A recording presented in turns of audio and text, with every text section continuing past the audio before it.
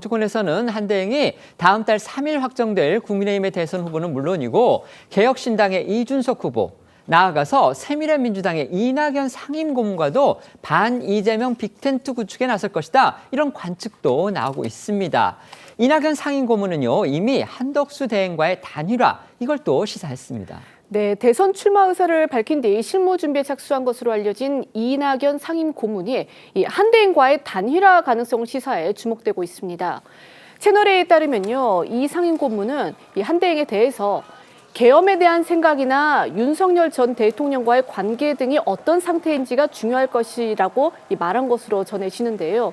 이 상임고문 측은 이 위기 극복과 정치개혁, 사회통합, 이 세 가지 의제와 이 개헌에 대해서 합의가 된다면 단일화까지도 갈 수 있을 것이다라고 말한 것으로 전해집니다.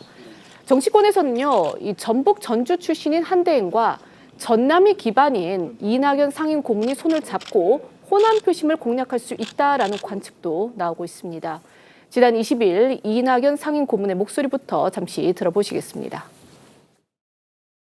위기 극복, 정치개혁, 사회통합 이 세 가지에 대해서 그 방법까지를 포함해서 뜻을 같이 하는 사람과는 협력하겠다. 그러나 아무리 외롭다고 하더라도 아무나 손잡지는 않겠다.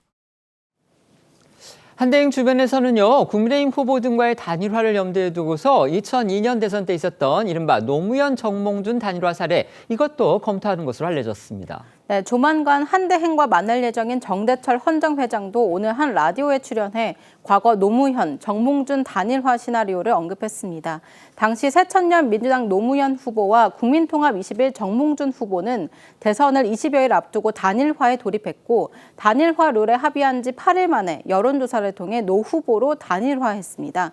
때문에 대선 후보 등록 마감일인 내달 11일까지는 단일화가 성사돼야 한다고 보는 범보수 진영에서는 노무현, 정몽준 방식의 이 단일화 말고는 방법이 없다, 이런 말까지 나오고 있습니다. 정대철 헌정회장의 이야기 듣고 오겠습니다. 국민이 불러낸 것이라고 안 나가면 안 나갈 수 없게끔 지금 된 분위기로 돼가는 것이 아닌 건가. 노무현, 정몽준 그 프레임으로 해야 될 것 같고 이준석 대표까지도 같이 붙여서 해야 좀 더 상승 효과가 있지 않겠는가. 이거 제 개인적인 다 추측이고 바람입니다. 이낙연 후보까지도 바깥에서 빅텐트를 친다면 자기도 흔쾌히 좁겠다라고까지도 하는 거를 내가 집 들었습니다. 정치권 일각에서는요, 한대행을 역시 같은 관료 출신으로 대선에 도전장을 냈다가 중도 포기했던 반기문 전 유엔 사무총장과 비교하고 있습니다. 반 전 총장과 달리 한대행은 끝까지 밀어붙이는 강단을 보여줄 수 있느냐, 여기에 주목하는 건데요. 앞서 정치권 일각에서 한대행이 출마하지 않을 거다, 이런 관측이 나왔던 것도 반 전 총장의 사례가 근거 중에 하나였습니다. 그런데 한대행, 이 같은 우려에 대해서도 주변에 입장을 밝혔다고 합니다. 이 직업 외교관 출신인 반 전 총장은 박근혜 전 대통령 탄핵으로 치러진 지난 2017년 3월 대선을 앞두고 대선 출마를 선언했다가 이 네거티브와 흑색 선전이 난무하는 정치권 생리에 적응을 하지 못하고 8일 만에 레이스를 접었습니다. 하지만 한대행은 최근 주변에 대선 출마를 결정하면 반기문 전 총장의 길을 가지는 않을 것이란 취지로 말한 걸로 알려졌는데요. 한대행의 지인은 조선일보에 한대행이 사람들이 나더러 제2의 반기문이 될 것이라고 하던데라고 반문을 하며 출마의 의지를 다졌다고 전했습니다. 이처럼 한대행은 대선 출마 결심을 굳히고 이제 의지를 다잡고 있는 것으로 보입니다. 아까 한대행 측에서 이제 출마를 결심할 경우에 이재명 민주당 후보에게 각을 세우는 그런 전략을 검토하고 있다, 이런 소식 저희가 전해드렸는데요. 심지어 거짓말이라는 일종의 네거티브 전략까지 지금 생각하고 있는 것으로 그렇게 보입니다. 하지만 지금 다수 언론들이 또 사설을 통해서 지적했듯이 반 이재명만 가지고서는 안 된다, 그걸로 국민을 납득시킬 수는 없다, 지금 이런 지적이 나오고 있는 겁니다. 민주당은 당장 저 한대행에 대해서 아주 강하게 공세에 나서고 있는 그런 상황입니다. 네, 민주당은 벌써부터 한대행과 관련한 각종 의혹을 제기하면서 공세에 나선 상황입니다. 박경미 대변인은 어제 입장문에서 한대행이 김영삼 정부에서는 서울 출신으로 소개됐는데 김대중 정부부터는 전북 출신으로 표기된다며 고향 바꾸기 의혹을 제기했습니다. 조승래 수석 대변인은 한대행의 지인에게 민주당 정권 등장에 우려를 표했다고 한다며 정치적 중립 의무 위반, 선거법 위반 소지가 있다고 주장을 했습니다. 오늘 민주당에서 나온 목소리들 들어보겠습니다. 한덕수 총리의 대선 출마가 임박했다는 보도가 넘쳐납니다. 다시 한번 충고합니다. 대선 출마 망상을 버리십시오. 한덕수 총리는 대선에 출마할 자격과 능력이 없습니다.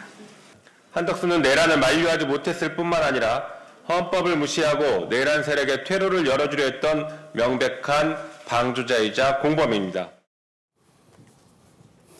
한덕수 대통령 권한대행의 대선 출마가 임박한 것으로 보입니다. 오늘 조선일보를 비롯해서요, 유력 언론들은 일제히 한대행을 향해서 출마의 명분 그리고 비전을 제시해보라. 그걸로 국민을 설득해야 한다. 반 이재명만 가지고서는 안 된다. 이렇게 밝혔습니다. 자, 한대행, 국민이 납득할 만한 출마 명분 내놓을 수 있을 걸로 보십니까? 지금 봐서는 쉽지 않을 것으로 보입니다. 지금 보수 지지자분들이 4명의 국민의힘 후보가 과연 이재명 후보와 경쟁력 있는 승부를 할 수 있을 것이냐에 대한 우려 때문에 일부 지지층이 옮겨가서 한덕수 대행에 대한 기대가 표출되고 있기는 하지만 한덕수 대행이 왜 나오느냐, 나올 자격이 있느냐에 대한 문제제기가 계속 나올 수밖에 없거든요. 그런데 지금 나오는 얘기는 앞에서 본 것과 같이 반 이재명입니다. 그걸 넘어서는 어떤 새로운 의지, 미래 비전에 대한 목소리나 얘기는 나오기가 어렵고요. 특히 한덕수 대행은 실패한 윤석열 전 정부의 총리였습니다. 무슨 정책 관련된 실패의 책임을 면할 수 없고 또 비상계엄 이후에는 비상계엄에 관여된 사실 또 그 이후에 대통령 권한 대행으로서 위헌적 행위를 계속 반복한 사실 이런 부분에 대한 한계를 뛰어넘을 만한 출마 명분은 찾기가 어려울 것 같습니다.